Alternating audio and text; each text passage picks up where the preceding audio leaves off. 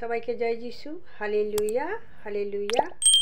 আমি একটি প্রভু যিশুর বাইবেল থেকে একটি বাক্য পাঠ করে শোনাচ্ছি।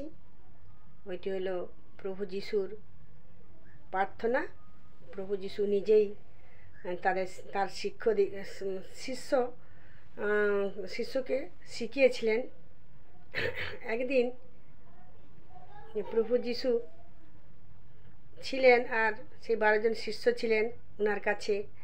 তখন এক শিষ্য প্রভু যিশুকে বলছেন যে, প্রভু, আর কেমন করে প্রার্থনা করতে হবে আমায় শিখিয়ে দিন। তখন প্রভু যিশু বলছেন যে, বলবে, হে আমাদের বেহেশতি পিতা, তোমার নাম পবিত্র পবিত্র পবিত্র বলে মান্য হোক, তোমার রাজ্য আসুক, তোমার ইচ্ছা যখন বেহেশতের তাই দুনিয়াতে পূর্ণ হোক, আর আমাদের যা খাবারের দরকার তা আমাদের দাও, আমাদের গুনাহ মাফ করে দাও, কারণ আমাদের বিরুদ্ধে যারা অন্যায় করেছে তাদেরকে আমরা মাফ করেছি। আমাদেরকে পরীক্ষার মধ্যে ফেলো না, কিন্তু মন্দ হইতে রক্ষা করো। আমেন।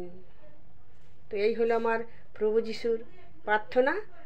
আর আজকে এইটুকুনি। সবাইকে ধন্যবাদ আমার এই প্রার্থনাটি, আমার বাক্যটি শোনার জন্য, আর প্রভু যিশুর প্রার্থনাটি শোনার জন্য। তার জন্যে আমি খুব খুশি।